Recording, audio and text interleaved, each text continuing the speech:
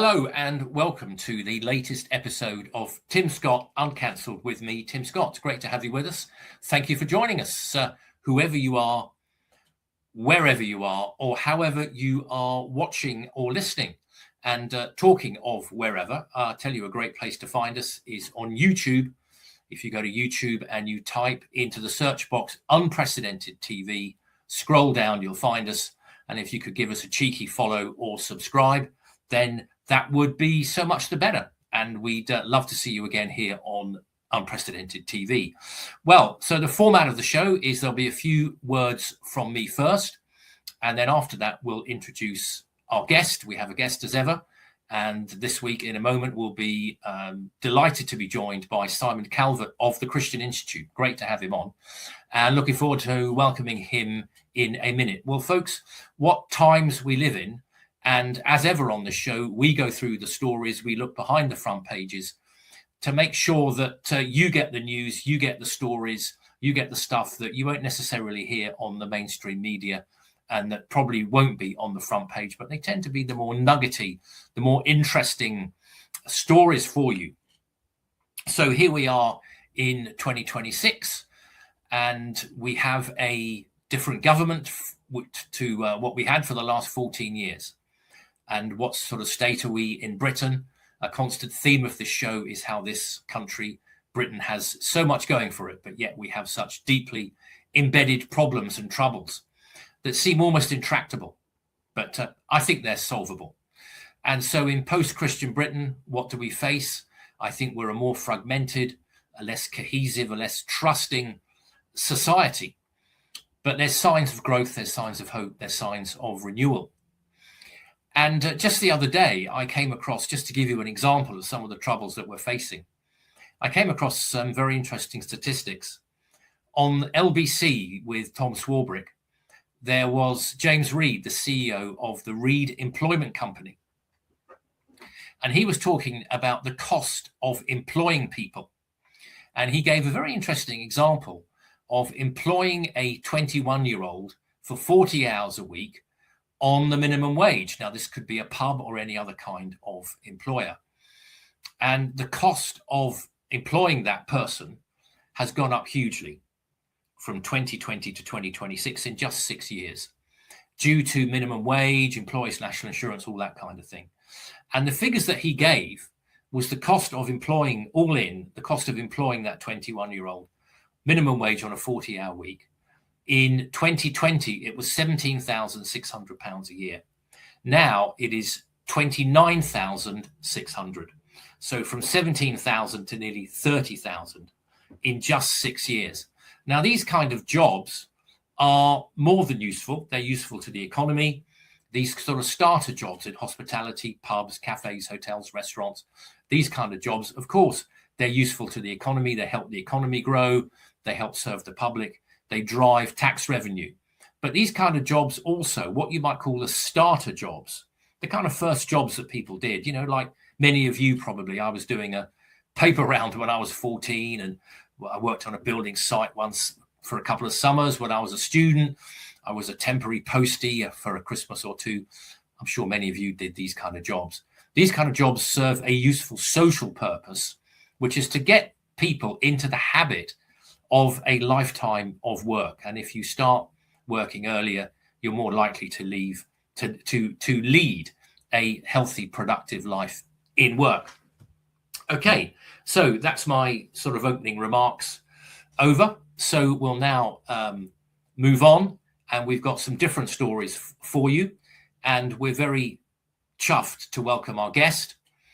Today, we have a guest every week, and we're very, very delighted that Simon Calvert of the Christian Institute can join us. Simon, you're looking very puckered there. Welcome to the show.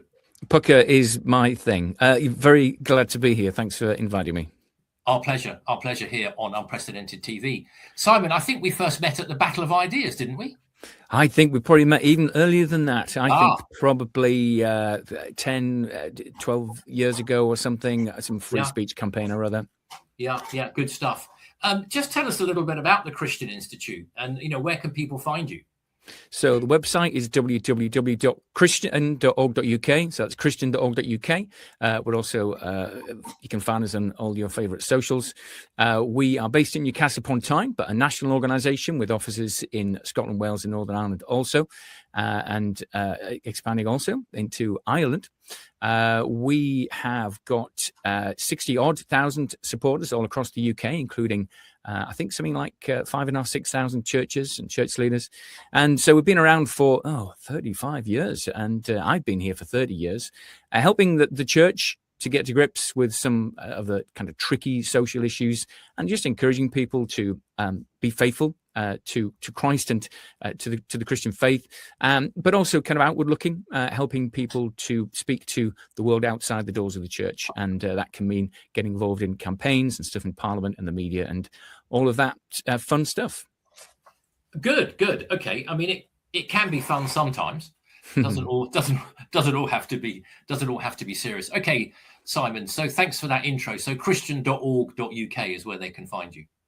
Yes, that's right. Yeah, good stuff. Well, look, folks. Yes, we've got great to have Simon with us on the show, and we've got 4 stories for you today.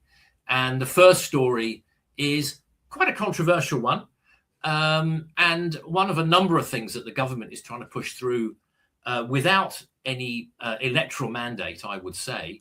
A bit like trials without a jury, all that sort of stuff. And it's to do with assisted dying.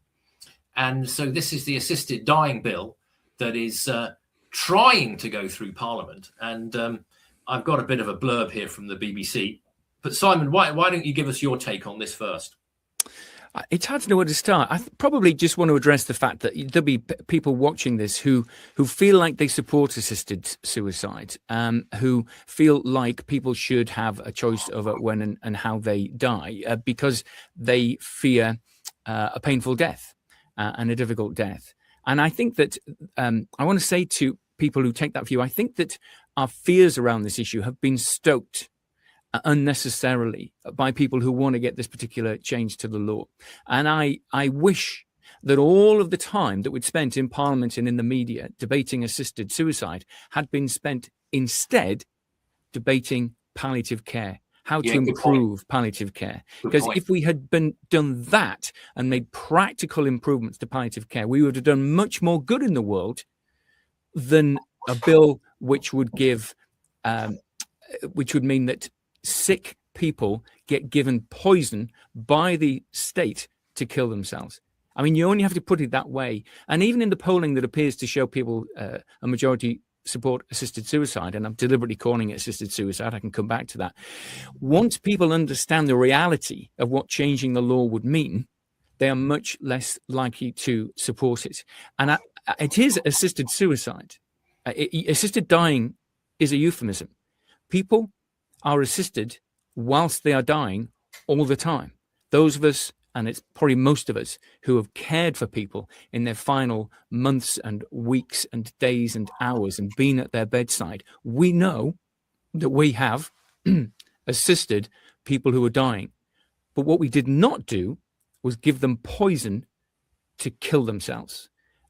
And once you do that, you are into the realm of suicide, somebody actively ending their own life and you being complicit in doing that. And there's a very, very, very important kind of moral gulf between those two things. So the term assisted dying is designed to mask that gulf. So it's assisted suicide. And the bill that's currently in Parliament from Kim Leadbeater, backbench bill from Kim Leadbeater, the Labour MP, being pushed through the House of Lords by Lord Falconer, Labour peer, that bill amends the 1961 Suicide Act. Yes. I think that's pretty compelling evidence that we're talking. The link with suicide cannot be denied. It's actually in the DNA, if you like, of the bill. Yes, exactly. And occasionally in interviews on the BBC, Lord Falconer has slipped up and talked about people taking their own lives, which is exactly what his legislation would do. And my point that the more people hear about assisted suicide, the less likely they are to support it.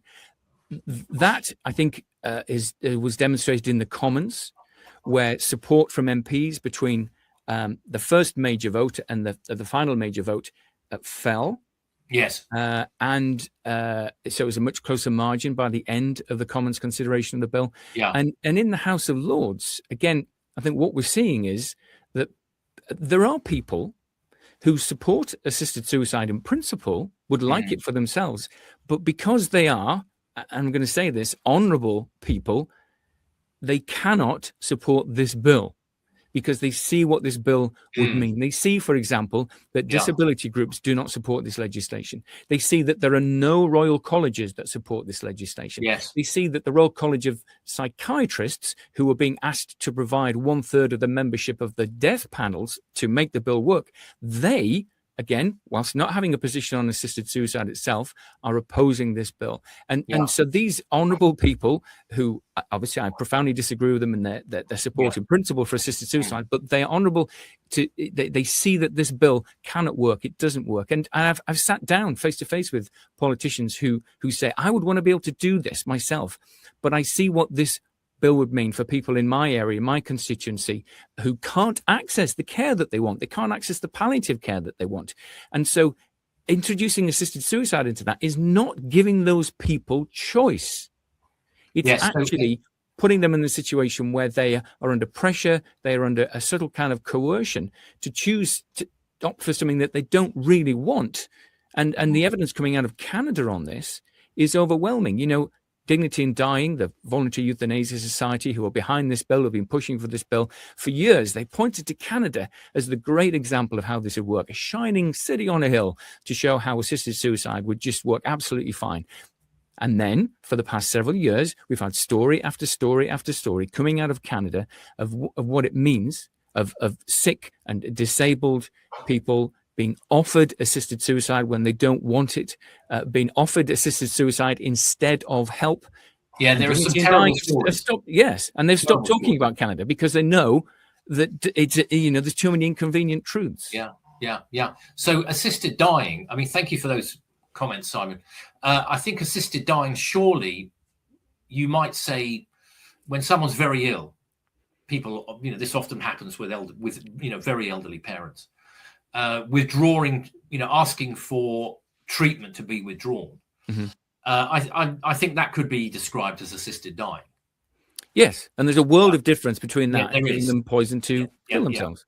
Yeah. And it will change the whole relationship between people and the NHS and between people and the state. Oh, the Hippocratic oath that doctors take: first, do no harm.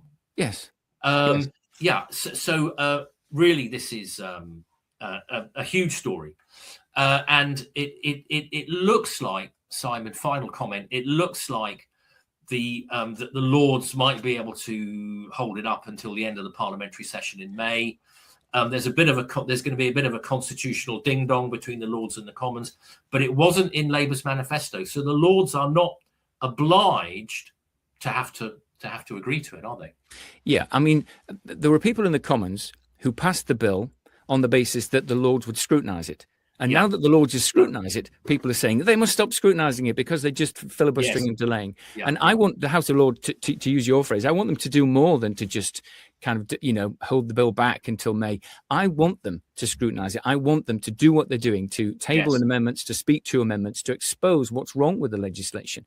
I want to win the argument that this bill does not work. I don't just want to slow it down. I don't just want it to run out of time. I want to win the argument, and we are winning the argument, and that's what is upsetting Lord Falconer and his allies so much. And so Lord Falconer, who in the past has been a staunch defender of the duty of the House of Lords to scrutinise legislation and a staunch defender of the right of the House of Lords to block legislation, all of a sudden he's talking about the Lords scrutinising as if it's some kind of constitutional crisis. And they're even talking about using the Parliament Act to force it through. It's an absolute outrage. And impossible. That would be very controversial. Okay, so I can't see it happening. No, I think it would be a bit of a nuclear option, wouldn't it? Okay, let's move on to the next story. And this is something that you at the Christian Institute came out with. This is the Street Preachers Charter. So Simon, why did, there's been some high profile cases here of people being dragged off the street after one complaint. Why did you feel the need to come out with this? So the Christian Institute, we provide legal help through our legal defense fund, that is, to help Christians who are experiencing discrimination or mistreatment for their faith. And so we've often helped street preachers. And yes, I mean, I could list so many cases.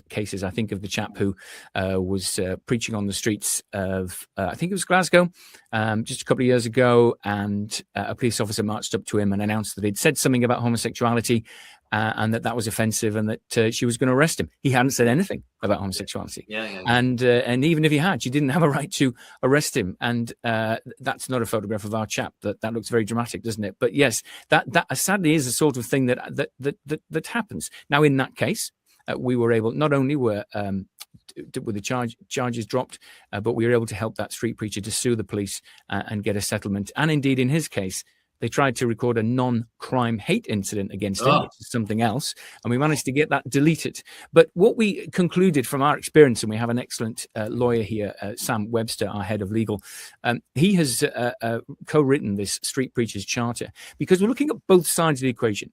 We're looking at what the legal situation is, what the legal rights are, and we're seeking to encourage police and those in authority to recognize and respect and uphold the legal rights of street preachers, because you have rights. You have a right to speak in public. You have a right to preach, use that freedom of speech to preach the gospel or whatever else it is you want to do. And so we want the authorities to respect those rights.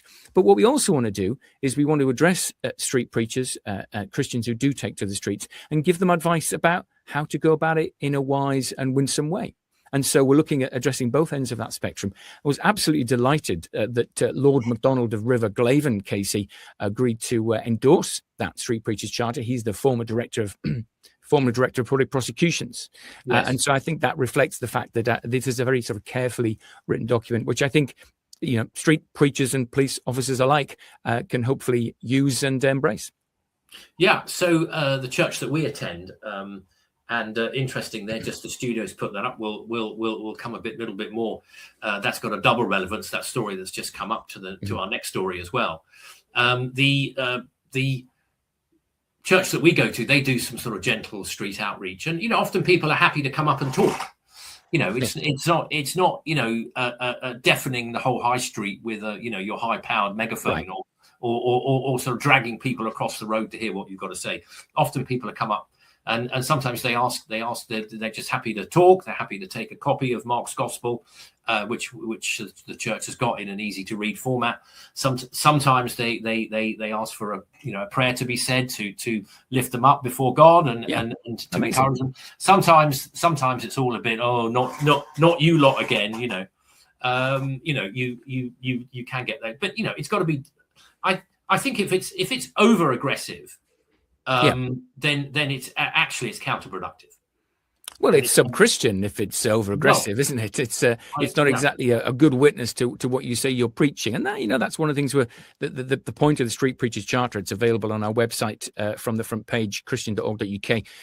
He's looking at those kind of wisdom issues. But to your point, there is an interest, isn't there? There is a resurgence of interest in the Christian faith. I think people are very open.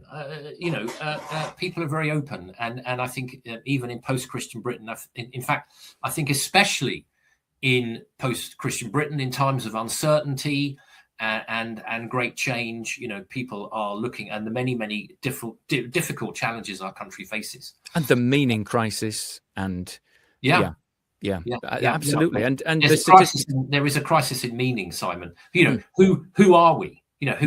Who am I? Who are we? Why are we here? What's my identity and all this sort of stuff. And one of the things that's driving it is that people see, I'll use the example of transgender ideology.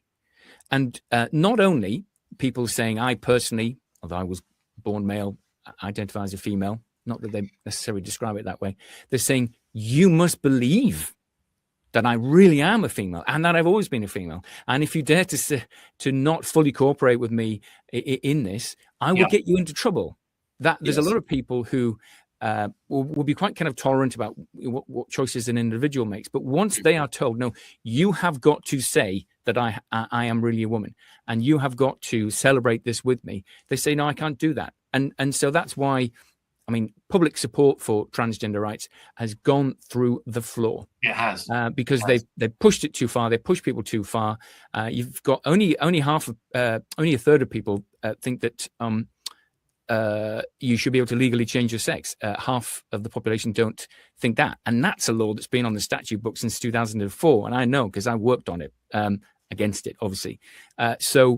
And puberty blockers and gender self-ID, the public do not support this stuff. They know and love their transgender friends and neighbors, but they are just not prepared to go along with that ideology.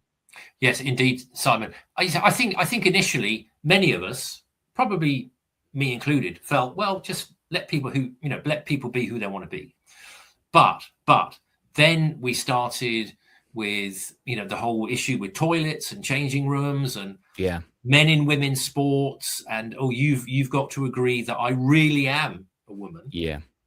I was very grateful to Lord Winston, the Labour peer, the distinguished sort of scientist and doctor who on BBC Question Time said, you cannot change your biological sex. I mean, you can't. Biological sex is binary. So however we should be tolerant and friendly and accepting of people, there are some genuinely sort of quite deep issues here.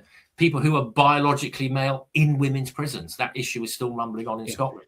And the Darlington nurses case helped by our friends over at Christian Concern. I mean, that's just it's remarkable, and really, what happened to those women is terrible. They were really badly treated. Yes, and so that's a very good outcome for them, and I think we can all be grateful for that. And just the cut through of that. Similarly, the Supreme Court ruling that 4 Women Scotland secured last year on the meaning of the word sex in equality legislation, just a profound rebirth of common sense. Yes, for which most of the country breathed a huge sigh of relief.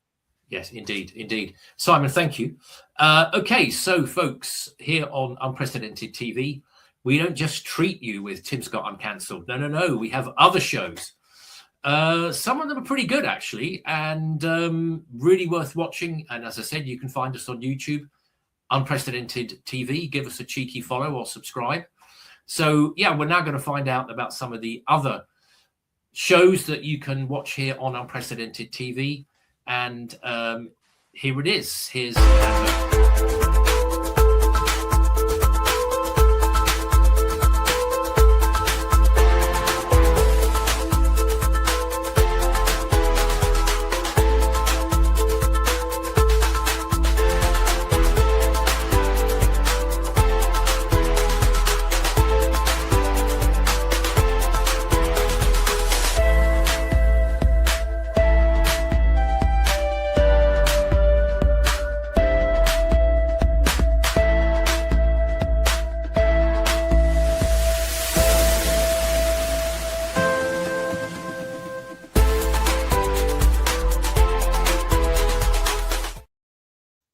Okay, thank you, studio. Yes, so that's Dire Consequences with Claire Dyer. Okay, so 2 more stories to run.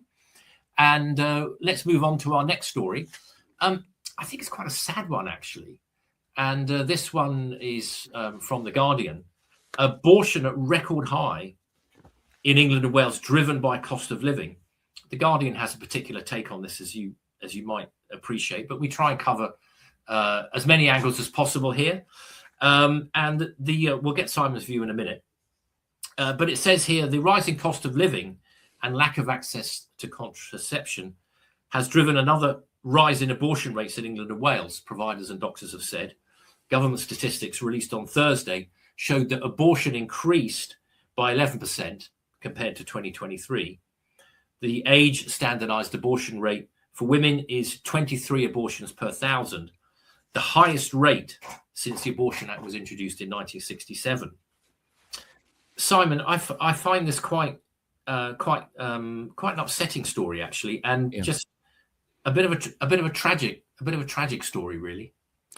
It's interesting that the quotes in that Guardian article from some of the kind of pro-abortion groups are indeed abortion providers. Whilst they deny that there's any such thing as the right number of abortions, which is them trying to sort of avoid the idea that there's anything wrong one way or the other with it, they do open the door to the idea that there are women having abortions and those babies not living who, in a different set of circumstances, financial circumstances, could go ahead and give birth to those children and enjoy those children. And I thought that was a bit of a concession for them to make, because this is the point. And again, not all of your viewers will agree with me on the principal issue here, but life in the womb is life. You and I were once zygotes, embryos, fetuses, and then we were born. And if either one of us had had our life end at the stage of zygote or fetus or embryo, then we as a person would have ceased to exist. If William Shakespeare had been killed in the womb, there would have been no William Shakespeare. The human person is a continuous human person from the start of the process. And the humanity of the unborn has been brushed aside in our culture in a push for ever more liberal abortion laws. And the reality of what abortion is masked, I'm afraid, in the same way that proponents, and I'm not saying that everybody who agrees with assisted dying agrees with abortion, but in the same way that proponents of assisted suicide call it assisted dying, in abortion, there is a terrible use of euphemism to hide the reality of what we are doing.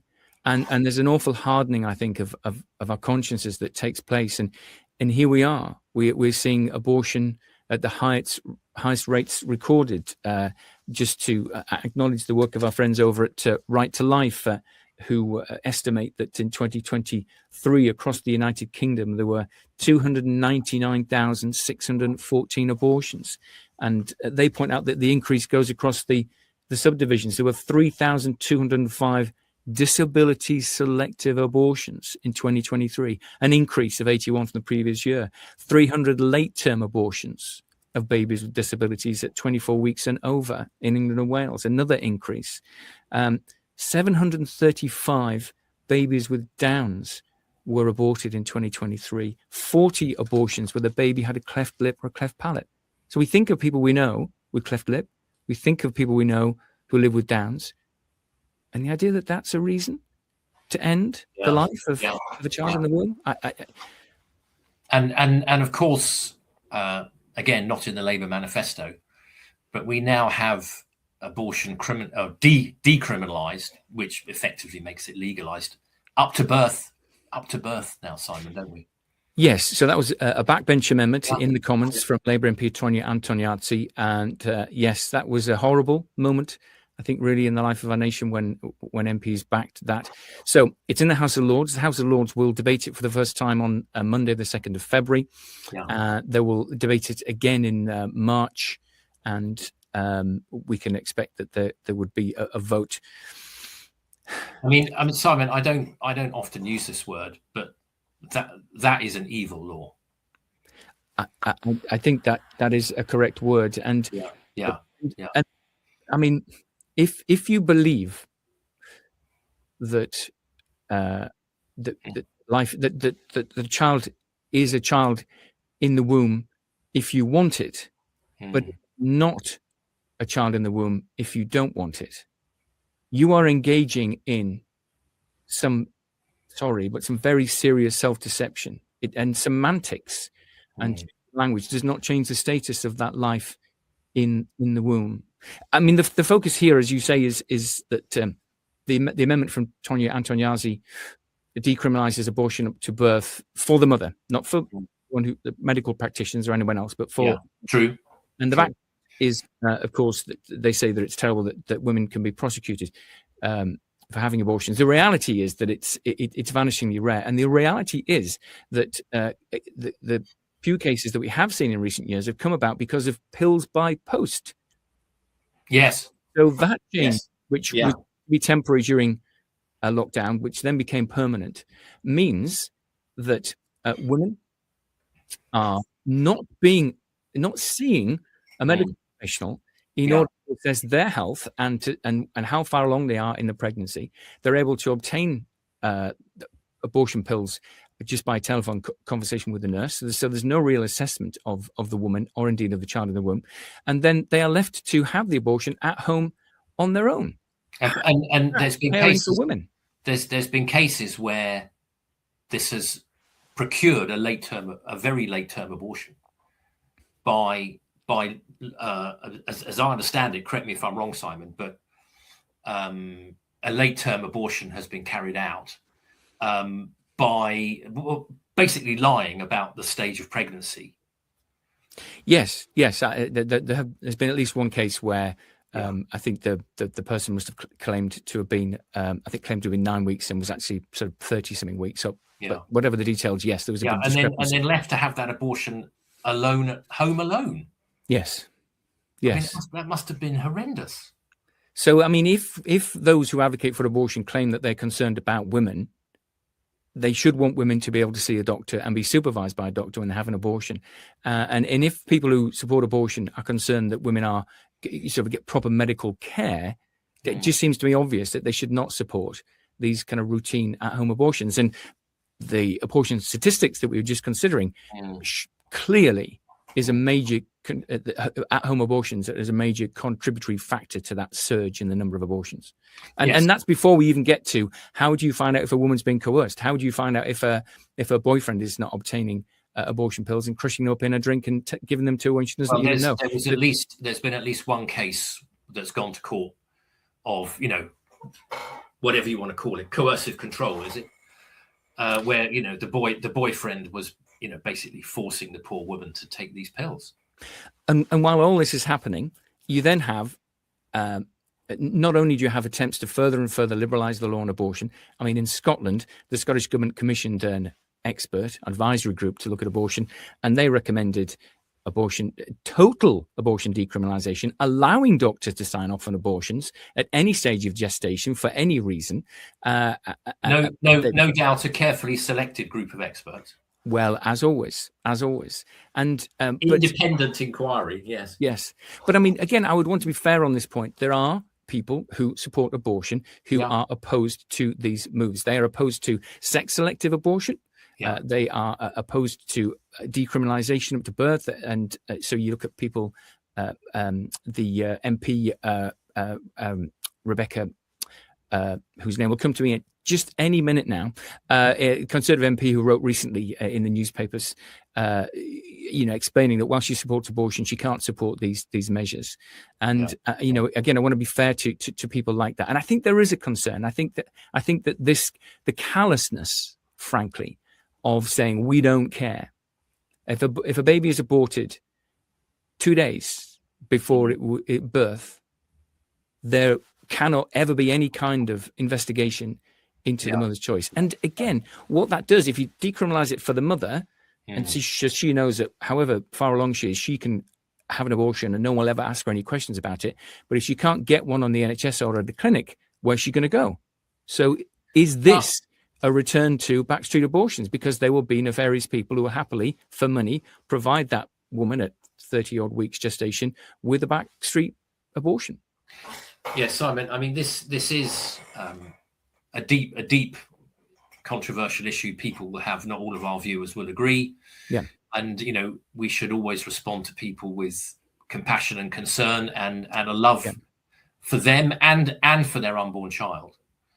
And of course, then we get to, the woman who's been arrested for silently praying nearby an abortion clinic.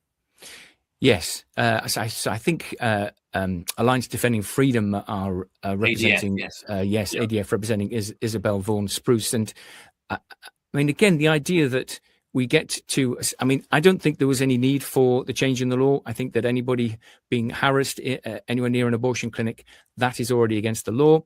I think that these abortion buffer zones legislation, I think it was purely ideological. But nobody ever, the idea that law would apply to what you are silently thinking in your head. I mean, what is it a law against being pro-life in a public place? How far do you have to go? We have a case different from Isabel Vaughan Spruce's in Northern Ireland. A chap by the name of Clive Johnston, a retired pastor. He held an open air service on the fringes of an abortion buffer zone. And I just want to emphasize this. He said not a single solitary syllable about abortion. There were no placards. He didn't have a little anti-abortion badge or anything like that. It was an open-air gospel service where they preached on John 3:16. For God so loved the world that he gave his only son, that whoever believes in him shall not perish but have everlasting life. The most famous verse in the Bible. That is all he did. And yet the police and the prosecution service in Northern Ireland are prosecuting him. And so we're helping Clive in his defense. And so again, who would have thought that a law allegedly designed to stop abortion protests would be used to criminalize somebody for preaching the gospel? And then we've got this issue: pro-lifer arrested in the UK wins financial settlement. I'm glad the record is being set straight, Simon, with some of these cases.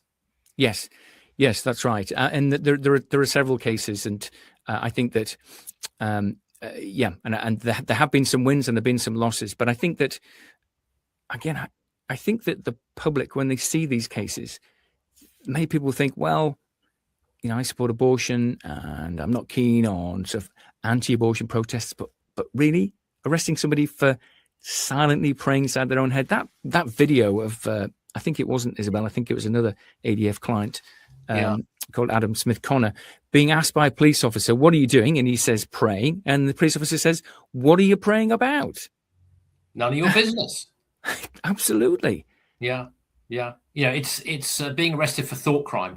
I mean, at the risk of aging myself, it rather reminds me of the Constable Savage character played by Griff Rhys-Jones in Not the 9 O'Clock News, who is being grilled by his inspector, played by Rowan Atkinson, for Mr. Kadogo, arresting Mr. Kadogo for wearing a loud tie in a built-up area.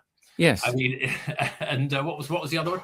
Treading on the cracks in the pavement. I mean, it reminds me of some of these arrests.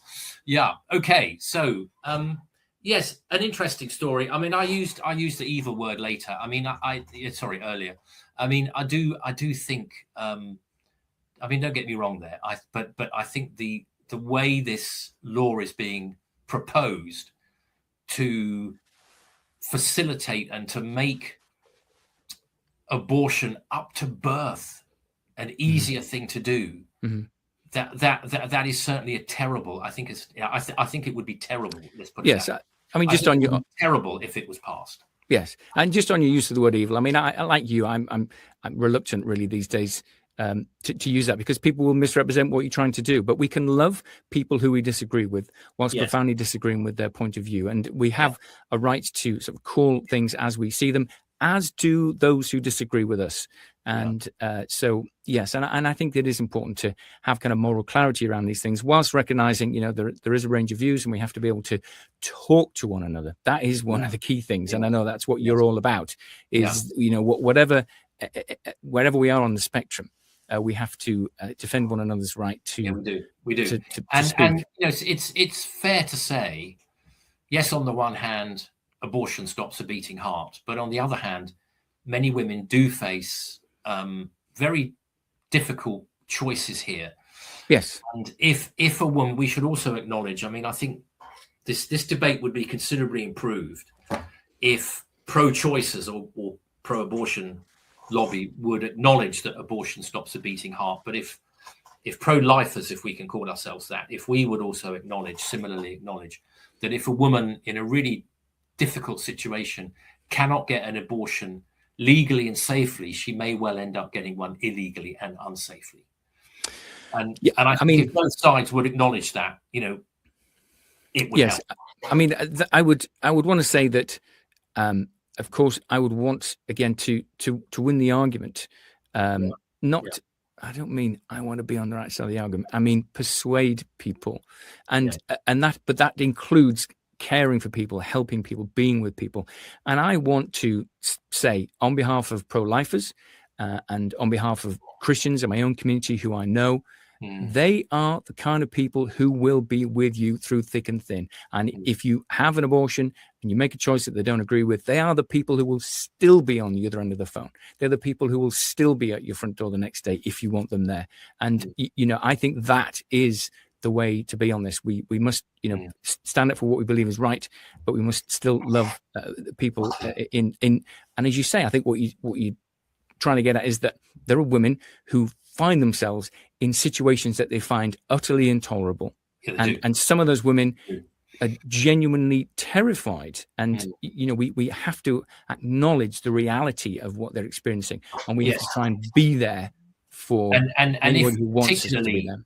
Particularly as we discussed earlier, if you've got an unsupportive or even hostile partner, that's a very difficult situation to be. Okay, so we're getting towards the end of the show. We've got time for one more story, and this story really it's an interesting one.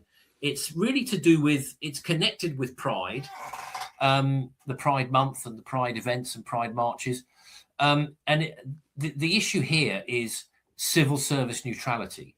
Nobody is saying that Pride should be banned or that civil servants shouldn't be allowed to attend Pride events. But Simon, over to you to talk about this, because this is a case that you guys have taken up. Yes. So we have lodged papers to take the government to court. And as it happens, you have to name the Prime Minister in the papers because he's overall responsible for the civil service. I very much doubt that he will be appearing in court. And we are invoking the laws on civil service impartiality and saying, as you say, if civil servants want to go in their own time to a march for or against anything they like, they can do that. But what's happening right now, and what has been happening for years, is the civil service is actively encouraging civil servants to go on Pride marches, LGBTQIA plus marches, which have heavily skewed in recent years in favor of trans ideology. They're being actively encouraged to go on these marches. They are being, we understand they're going on work time, being paid to go. They are certainly being provided with civil service Pride branded T-shirts and flags to wave, all of which, again, civil service and at public expense. And so what we say is that must be a breach of the law on civil service impartiality. They're not meant to take sides on controversial issues. And, it then kind of works its way through, because I've sat down in any number of meetings with civil servants where we might be talking about transgender issues or a clash between Christian belief and LGBT ideology.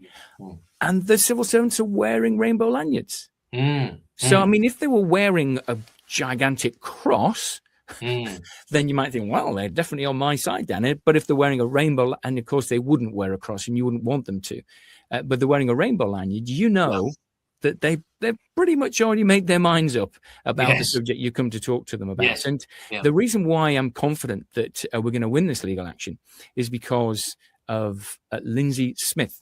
Now, Lindsay is, amongst other things, a Newcastle United supporter, a lesbian, and she took Northumbria Constabulary to court, and Newcastle United, two different things. She took the police to court over the fact that the chief constable was marching in a pride parade and encouraging officers not just policing it, but joining the parade. Exactly. Policing a march. That's the difference. Absolutely. Absolutely. Any marches, whatever the cause, if it's an organized march, they're entitled to the same kind of protection and facilities as anybody else. But no, marching on it. And so Lindsay won her case against Northumbria Police that they had breached their legal duties of impartiality because the Pride cause was, in the words of the court, political. And who could doubt it?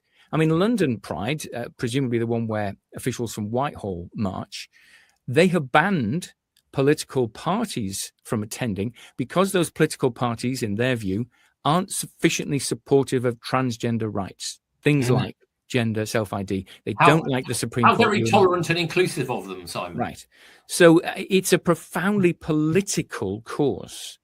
It's not just a kind of a happy day out with coloured flags. It's a political purpose. And so civil servants should not be being paid to represent the civil service. And I want to stress that. I've seen the emails and the encouragements to civil service to attend marches, and they're told you are representing the civil service at this march. And I think it's a grave mistake, and I think we're going to win that case.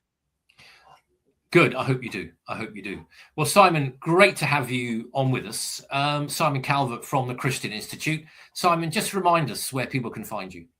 So our website is christian.org.uk, or you can find us on X, on Facebook, on Instagram, on TikTok, and probably something else that I've forgotten. But we are out there with some great videos on YouTube as well.